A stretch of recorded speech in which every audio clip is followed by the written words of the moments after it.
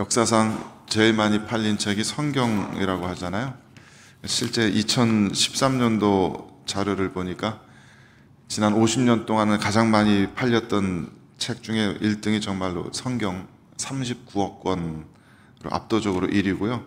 그 다음 1위가 8억 권으로 마오쩌둥 어록, 그게 가장 많이 팔렸답니다. 그 다음에 해리포터 시리즈 4억 권, 이렇게 통계가 되어 있습니다. 근데 이런 현대적인 출판물 나오기 이전에는 사람들이 흔히 말하기를 성경 다음으로 가장 많이 팔리고 읽힌 책이다라고 했던 책이 중세시대 토마스 아켄피스라는 독일의 신부이자 또 신비 영성가가 쓴 그리스도를 본받아라는 책입니다. Imitating God, 이런 책입니다. 특히 감리교의 창시자인 존 웨슬리 같은 사람은 이 책을 1000번을 거듭해서 읽어도 모자랄 책이다라고 극찬을 하였고요. 그뿐만 아니라 수많은 영적인 거장들이 이 책에 많은 영향을 받았다고 고백을 합니다. 이 책에서 토마스 아켄피스는 이런 말들을 합니다. 네 모든 일과 생각에 오늘 죽을 것처럼 하고 있어야 할 것이다. 아침이 되거든 저녁 때까지 이르지 못할 줄로 생각하고 저녁 때가 되거든 내일 아침을 못 볼 줄로 생각하라. 지금 이곳에서의 현재성에 집중하는 영성에 대해서 가르쳤고요. 또 이런 말도 했습니다. 심판날을 당하여 우리가 신문당할 것은 무엇을 읽었는지가 아니요 무엇을 행하였는지를 물을 것이며 또 무엇을 배웠는지를 묻지 않고 얼마나 열심히 살았는지를 물을 것이다. 이런 말로 종말론적인 신앙이 삶 속에서 분명하게 드러나는 그런 신앙생활을 할 것을 가르치기도 하였습니다. 물론 이 너무나 오래된 책이어서 그것도 중세시대 수도원 안에서 살던 이 신비 영성가의 이런 말씀이 이 복잡한 현대 문명을 살아가는 우리들에게 얼마나 적용이 될 수 있을까 하는 의문을 가질 수도 있을 것입니다. 저도 좀 그런 생각이거든요. 수도원에서 세상과 격리해서 살아가면서 예수님을 닮아가려고 애쓰는 것보다는 세상의 한가운데 뛰어들어서 다른 세상 사람들과 똑같이 가정 꾸리고 똑같이 일하고 이 세상 사람들이 겪는 똑같은 죄의 유혹들 견뎌가면서 그렇게 사람들과 함께 살아가는 것이, 그 가운데 예수님을 닮아가려고 애쓰는 것이 훨씬 더 힘든 일이 아닐까, 그런 생각을 저도 종종 하곤 합니다. 하지만 성경은 분명히 이 책 제목처럼 우리들에게 imitators of God, 하나님을 본받는 자가 되라고 말씀합니다. 오늘 1절 말씀에 너희는 그러므로 사랑을 받는 자녀같이 너희는 하나님을 본받는 자가 되어라.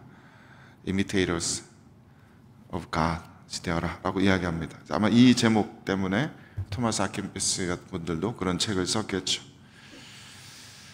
하나님을 본받는 것이 쉽지는 않겠지만 이것이 안 될 것 같으니까 시도하지 않는 것과 잘 되지는 않지만 그래도 계속해서 흉내 내보려고 애쓰는 것은 그 삶의 결과가 굉장히 다를 수밖에 없다고 생각합니다.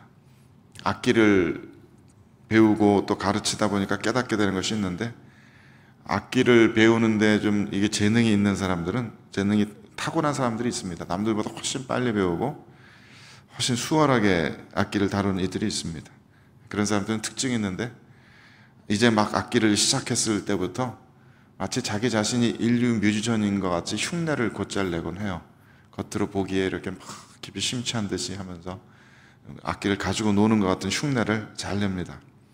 그에 비해서 악기 배우는 것이 느린 사람들은 뭐 하나 가르쳐주면은 내가 저렇게 선생님이 치는 거를 나도 칠 수 있을까, 내가 어떻게 저런 사람도 흉내낼 수 있을까 하면서 두려워하면서 굉장히 경직되곤 합니다. 하나님을 본받는 것도 마찬가지일 거라고 생각합니다. 내가 어떻게 그런 삶을 살 수가 있는가 지레 포기하기보다는 내가 마치 예수님인 것처럼 What would Jesus do? 예수님이라면 이때 어떻게 하실까? 스스로에게 물어보면서 자꾸 예수님을 흉내내려고 애쓰는 시간들이 분명히 우리들에게 필요할 것입니다. 그래서 오늘 본문 1절 말씀에 그렇게 말씀하였습니다. 사랑을 받는 자녀같이 하나님을 본받는 자가 되어라. 그러니까 이 하나님을 우리가 본받을 수 있는 것은 우리가 하나님께 대한 하나님으로부터의 사랑을 받았기 때문에 가능한 것이라고 이야기하고 있는 것 같습니다.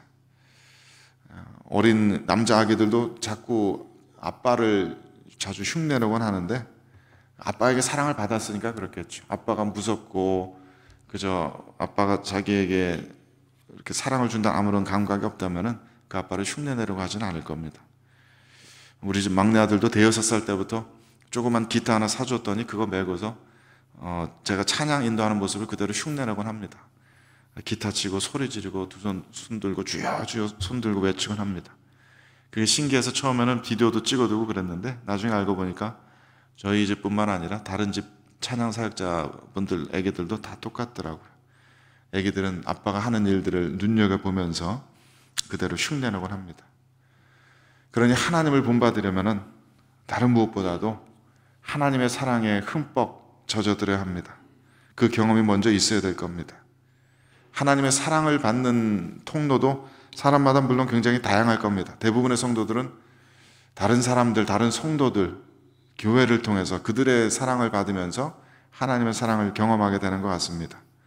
누군가는 말하기를 사람들은 크라이스트를 만나기 전에 크리스천을 먼저 만나게 된다라고 이야기했는데 그 말처럼 교회를 통하지 않고 처음부터 그리스도를 만난다는 것은 정말 힘든 일이겠죠. 하지만 우리들은 사람들을 통해서 전해지는 사랑을 받는 데서 한 걸음 더 나아가서 나 홀로 기도와 말씀의 묵상 가운데 살아계신 하나님과 독대하여서 하나님을 만나고 체험하고 그 하나님의 사랑을 받는 그런 경험도 반드시 필요할 것입니다. 그것이 정말 우리들의 영혼을 강건하게 만들어 주리라 믿습니다. 그런 깊은 고독 속에서 나 홀로 하나님 앞에 서고 나 홀로 하나님 앞에 기도하고 나 홀로 말씀 속에 깊이 들어가 묵상하는 그런 시간들이야말로 우리들의 영혼을 정말 강건하게 만들어 주리라 믿습니다.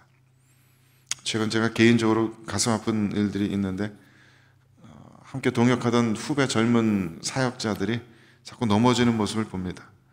번아웃과 또 우울증과 또 죄악으로 인해서 많은 사역자들이 고통받고 넘어지고 사역을 포기하려고 하고 심지어는 가정까지 포기하려고 하는 모습들이 저를 아프게 만듭니다. 그런데 그러한 이들에게 그 사랑하는 후배들에게 공통적으로 보이는 특징 중에 하나는 너무 섣부른 결론일지는 모르지만 그렇게 혼자서 깊은 고독 가운데 하나님을 만나는 시간보다는 사람들과의 교제, 사람들과 나누는 하나님의 사랑을 더 기뻐하는 그런 모습들이 압도적으로 많이 보인다는 것입니다.